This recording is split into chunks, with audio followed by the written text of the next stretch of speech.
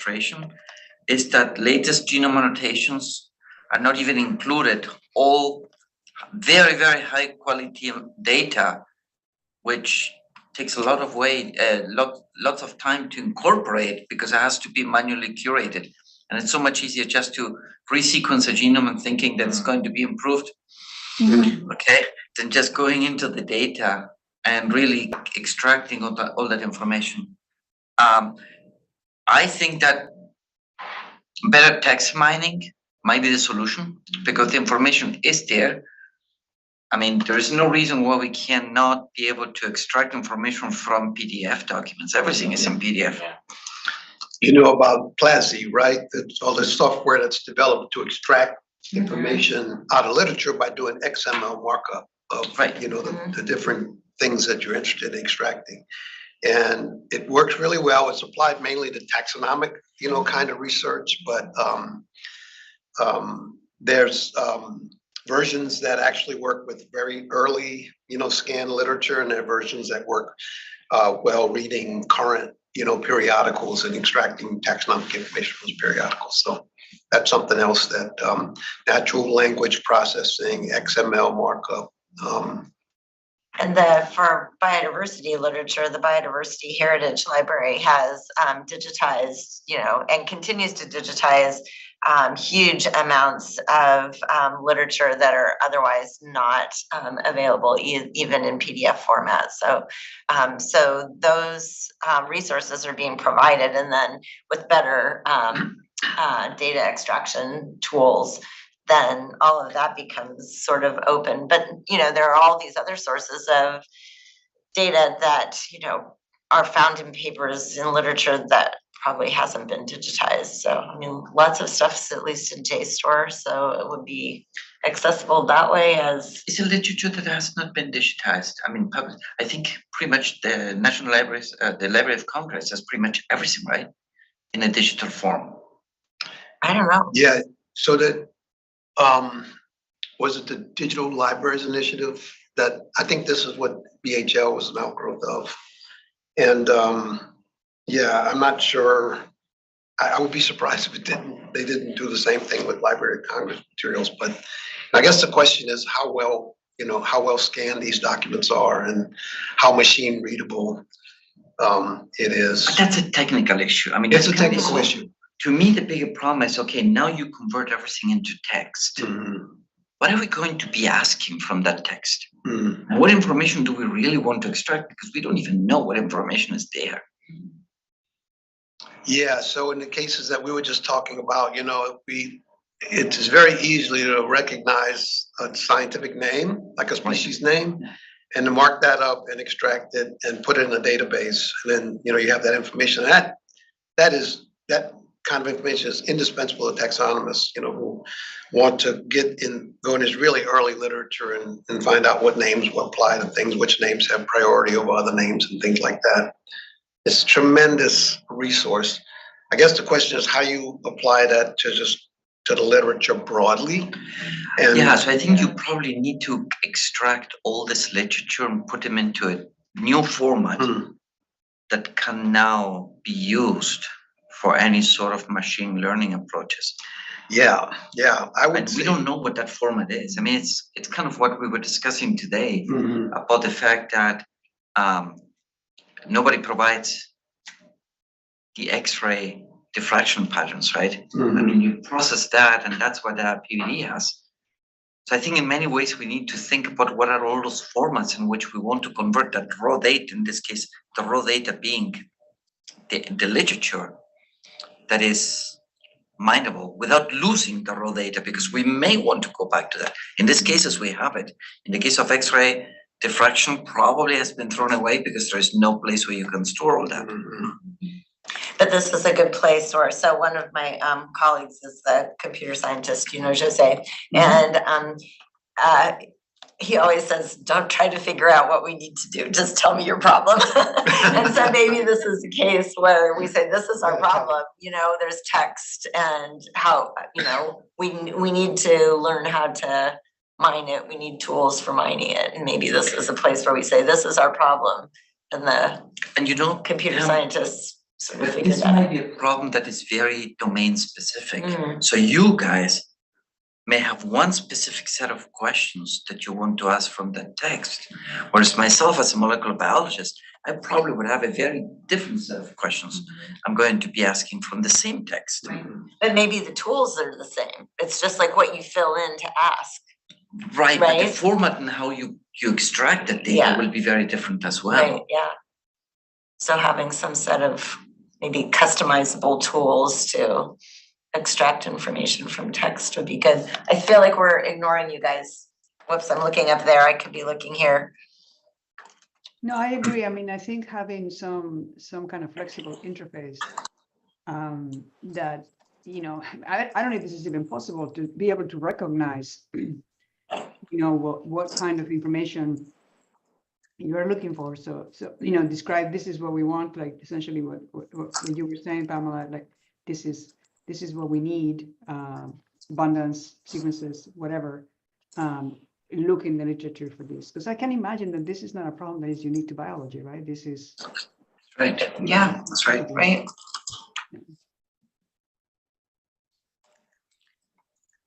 I guess given resources, limited resources, how do you prioritize what type of data to take on first?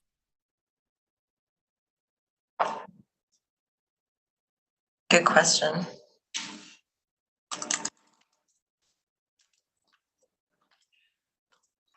Right. So I think developing powerful text mining tools might be helpful to a lot of different fields. I think that afterwards, what you probably need to prioritize is which field is the one that should be analyzing that information first and have right formats to be able to put into machine learning approaches. Yeah, kind of like identifying the right model system to see if machine learning is going to work. Right.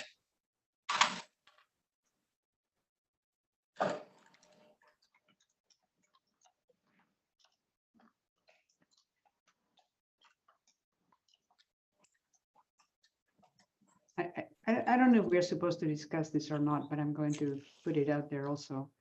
I think that from an education perspective, there's also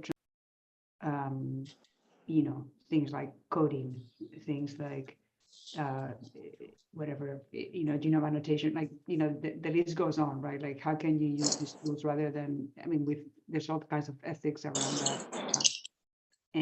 But it's also a very powerful educational tool if used right. And it would be good to have people thinking about this. Yes, and perhaps even for assessment. Right? Because, I mean, we teach, but we never learn, or we learn very little from what we teach, how much is taking up. And I'm thinking that that's a ton of information that is out there. And if we could capture all that information and use it back and change the way in which we're teaching, it will be incredibly important.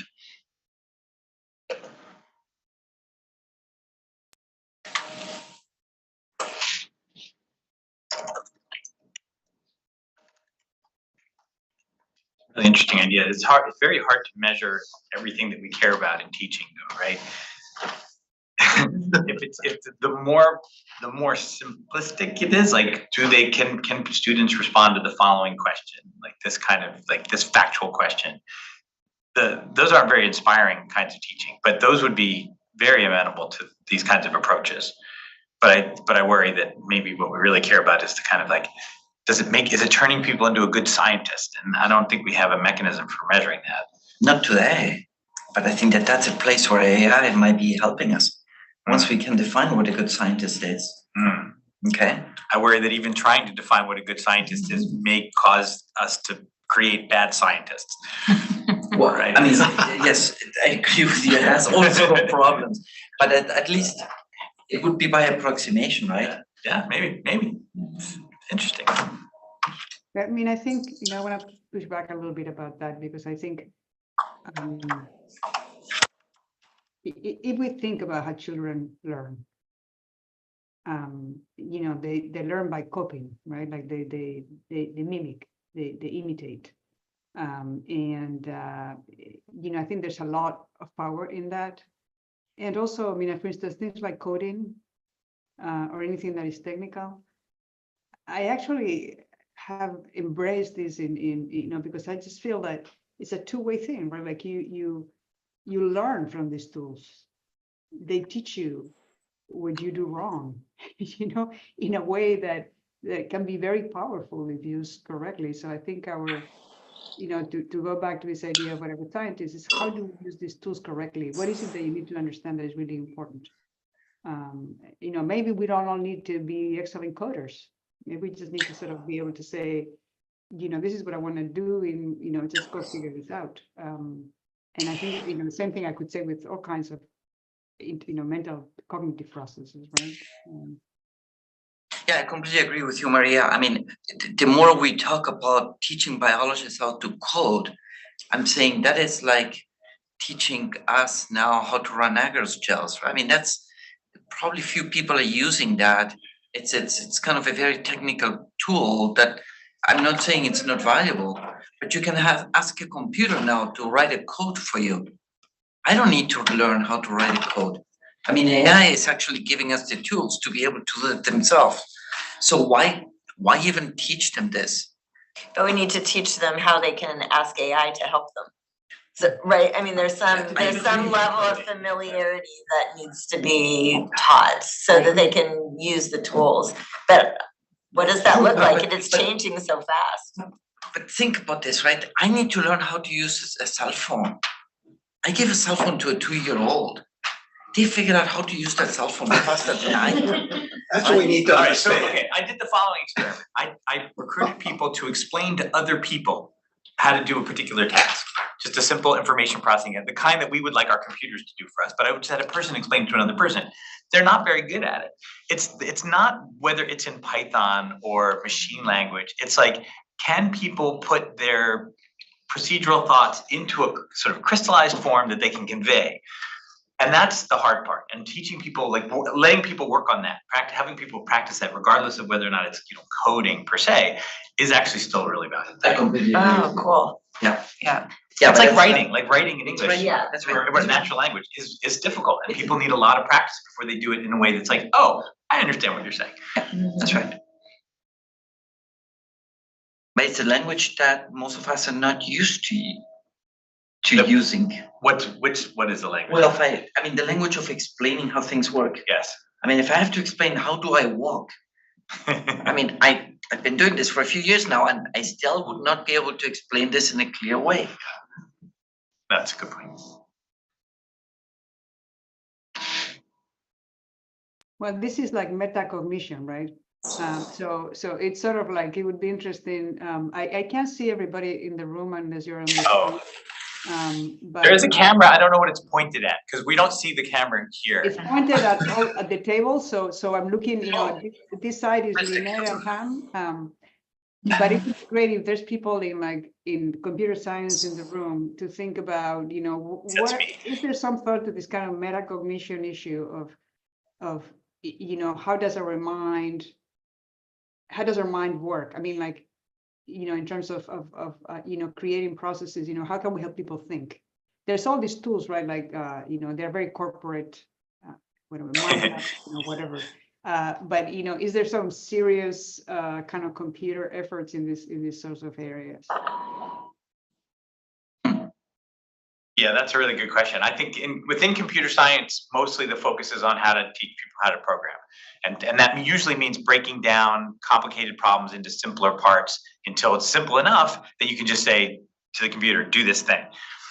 So, but it's really interesting to think about it as a metacognition, a cognitive act. And I think that's not generally what's been done. It's really just kind of training people's thought process, which it is well described by what you said. It's just, I think it's not explicitly in the computer science education world. I don't think they generally talk about it quite that way.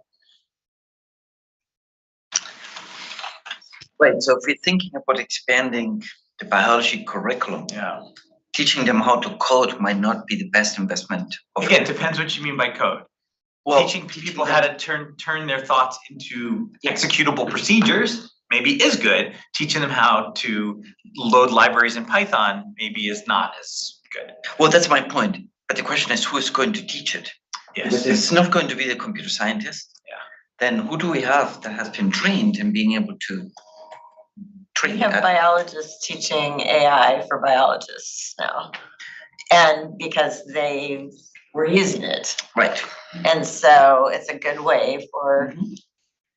beginners to become familiar. And then I guess if they're more interested, they could take computer science classes. That's right. I'm not sure. And do you think this will be a natural evolution as more postdocs move into teaching positions and such, just as the whole cohort? We also have an AI across the curriculum program. So people in every major and every department have AI courses that they have access to. Who's the we in this case? University of Florida. Nice. Is that, have you had traction with that? I mean, how is it going, I guess is what I'm asking. Like, I think, I mean, it's only been in place for a couple of years, but we hired initially 50 AI faculty on the way to 100. And so, yeah, we have an anthropologist in our department. We have an anthropologist who uses AI to study like the ruins in the Mediterranean and stuff like that. And so, and he teaches a course, and other people who work on fossils and stuff are teaching, also have training and are teaching courses. And I think that's supposed to be happening in all the departments, but I don't actually know much beyond the ones that I work in.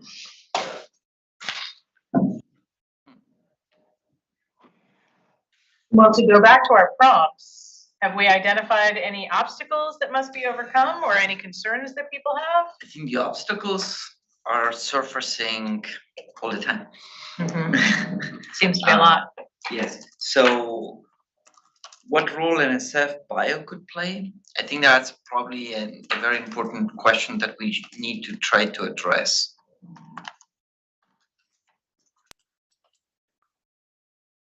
I don't know. I mean, it seems that, I mean, the sort of like, there's the centers, right? And there's a bunch of centers that are already doing this, as I understand it, right? Like they have been funded to take on some, I guess we're going to hear from some of the NSF personnel about this. And then there's the issue of education, of not just the workforce, but I mean, I guess the workforce, everybody. How do we do that? Yeah, I voiced a little bit my concern about some of those centers yesterday, and that is a little bit rooted in my own experience interacting with some NSF centers and initiatives that, in my opinion, did not deliver what they were meant to be, particularly because their success was evaluated by the same people that were benefiting. So in other words, I'm talking specifically about one of the math bio institute. I mean, great opportunity to bridge math and biology. But it was within the math directorate. It was evaluated by mathematicians. And I did a sabbatical there, and at the end of the year, of the time, my feeling was that the whole purpose of this was just to give more money to mathematicians to continue to do business as usual, rather than to learn biology or learn how to talk to biologists. And I'm just using that as one example. I think this is something that has happened multiple times, which is a reluctance from many of us to move out of our zone of comfort into an area that is really intermediate, and that's probably necessary for creating the synergy that we're talking about. I think there's also an issue of there's also an issue of incentives. Like I was asked to engage with the artificial intelligence center here on campus, and it became very, both from the proposal stage, and it was funded to the management and all of that. And I just felt that there wasn't much in it for me. I mean, to be very blunt, and in terms of, and I think that maybe that's the structure that you're defining, Eric, that you know the goals of whoever is leading the effort are prioritized over perhaps the collaborations across the disciplines. But I just feel like these centers, you know, the way they're structured, they are not. We're also busy, right? So unless you really have a stake in the center to really participate and engage is it seems like a luxury almost, right? And so I don't know how you increase the incentives. How do you make this more democratic? How, you know, and I don't have answers because at the end of the day, people are running these centers and there needs to be an incentive for them, right? So it's hard. You were going to say. Oh, yeah, thanks. Yeah, I was thinking about some of the things that NSF Bio could do. One of the things that I think's been really effective over the last few decades actually are the postdoc programs where you know, NSF has specified for 5-year periods some specific theme. So like for a while, you know, for 5 years it was biological collections. It was amazing as a way to start people using all of the digitized data early in their careers, and some really great research came out of that program. And so it's very sad to see that go away from our perspective, but doing one in like bio and AI or something like that could be, I think, a really interesting theme and a way to, because I mean, also it's possible to have co-mentorships in those postdoc things, yeah. Yeah, and I completely agree with you because those are going to be the future faculties. So if you train them really at the interface in a specific domain, there's a strong incentive and strong carrot for a postdoc to do that, right? It's much easier to do that than doing it with a faculty member. It's already entrenched in a particular area, it needs to think about survival. Yeah, the survival is being able to work in that domain. So no, I completely agree. That's a could be something that would be fairly easy to implement as well, because, you know, they have to pick their 5-year theme. I think the current one is rules of life as the one. There's the rules of life, broadening participation, and plant genome, I think, are the 3 options right now. Yeah. So The rules of life one ends this year. okay, so they need a new one. Maybe they already have one in mind, but this would be a great one. but it probably needs to be expanded because there are some limitations with those postdoctoral things. I mean, so first of all, the first limitation, I don't know how that's going to be overcome, is being a US citizen or permanent resident, because many of the postdocs we get are not. Yeah, I don't think that's not going to federal change. government regulations. That's so, right. yeah. Which maybe the solution to that is to do it a little bit earlier in the career rather than just as postdocs, and see if we can really. So maybe for the grad students, instead of just supporting grad students through NRTs and so on, there might be an opportunity to get more fellowships for grad students, because the current grad student fellowships are very competitive, much more than the postdocs. Yeah, you mean like the GRFPs? Yeah, the GRFPs, right? Yeah. And maybe and they have no requirement for a grad student to work in a particular domain.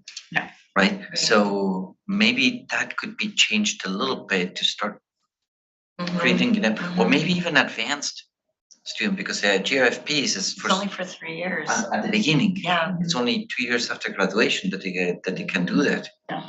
So you could do something later. Later, as After a they've way got of some of their getting domain. into a postdoc, right?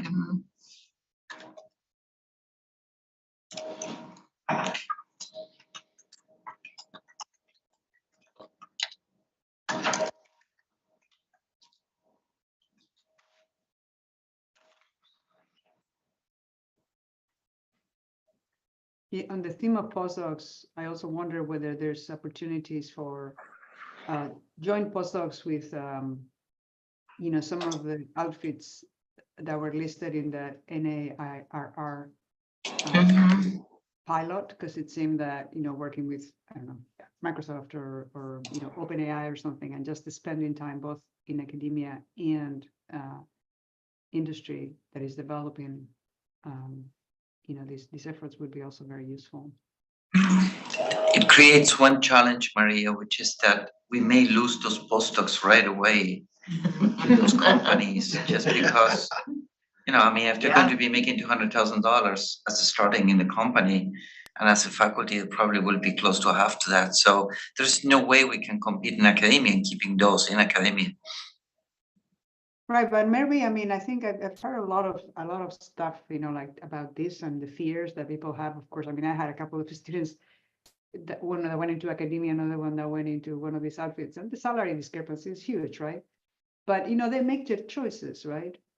And I also think that building these links to, we have this. I was talking to the dean the other day about this. Engaging the faculty more also with these outfits. I mean, I think many of us like the academic world, and we choose not to go to these outfits. It's a choice, but that doesn't mean that we should close that door, because somehow it's going to be, we fear that we're going to lose the best minds. I mean, a lifestyle working in Facebook or Microsoft is very different now. A lifestyle working as a professor. So, Yeah. Well, I'm not saying we shouldn't do it because of fear. I'm just a little bit afraid that there might be selection process in which we're stuck with some of the ones that are perhaps less competitive because they're not able to get it. And then that would backfire on all of us. But yeah, I agree. We have to be creative. Other ideas?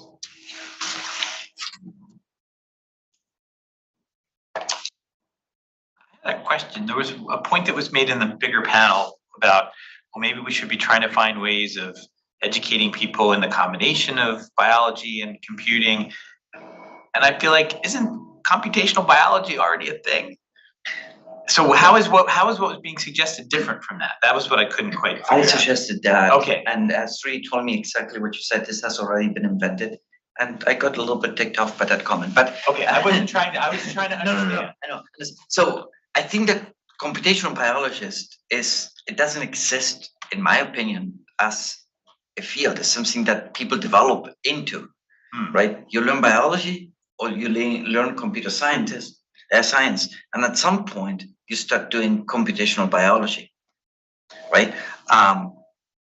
Yes, those people do exist. I mean, we have them everywhere. I think we need to expand the number of people that we have there, because it's a small minority, and they're creating, I don't know if everybody agrees with this, but I think they're creating kind of a niche in themselves, and it's not big enough for the number of questions that we have in the field. I think, one thing we tried to do a few years ago, and we weren't successful, but we actually tried to, an NRT where we were trying to merge AI and biodiversity, and we weren't funded, but I kind of think that, sort of an NRT model where there is co-training in biology and AI skills, so that the person who comes out actually has training in both, and in a way that the curriculum is integrated, so that it's not a biologist having to learn computer science, or, as we're discussing before, computer scientists having to pick up some biology, but they're actually getting trained, as a cohort. I think that could be a nice model. I completely agree with you. We had an NRT exactly in that area for 5 years, but the problem with it, so I think much of that time in those 5 years were spent for the faculty to learn how to talk to each other. Mm-hmm. By then, it's over, Mm-hmm. right? And you cannot renew NRTs, which means you have to reinvent yourself into something different if you want to be competitive. Because you're not really giving a chance to capitalize on what the faculty has learned about having real hardcore computation people and biologists to develop true computational biologists. So I think that the length of the NRTs, or the ability to renew them, it should be changed. I think IHERTs could be renewed one time in the past. Okay, but I think NRTs you cannot. So Yeah, it seems, I think, that makes sense. Like, you just are figuring it out. And then you got like 1 year and then it's ending or something, you know? That's right, and Yeah. I mean, 5 years is what it takes for a PhD student to Mhm. graduate, but you, of course, you don't even get to that point. Right. But faculty takes a lot longer to change. Right. But Yeah, so what about the students that come out of the program? If you're included? Well, I should be careful, this is being recorded. So I think initially the students you're preaching to the choir, right? I mean, you select the students that already are in that area because you have to deliver something without really knowing exactly what is it that you want to deliver. I think towards the end is when you start making a real impact, but then you have no way of capitalizing on that impact that you're making because it's finished.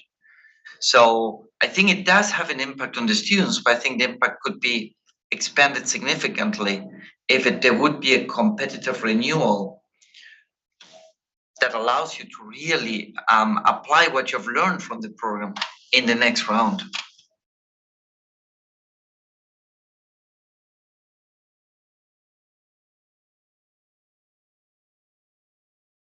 I mean, but this is a little bit the tendency in NSF, right? I mean, in some ways we're being forced to reinvent ourselves in each round because we all know that renewing a grant is almost impossible, even if you attend great science.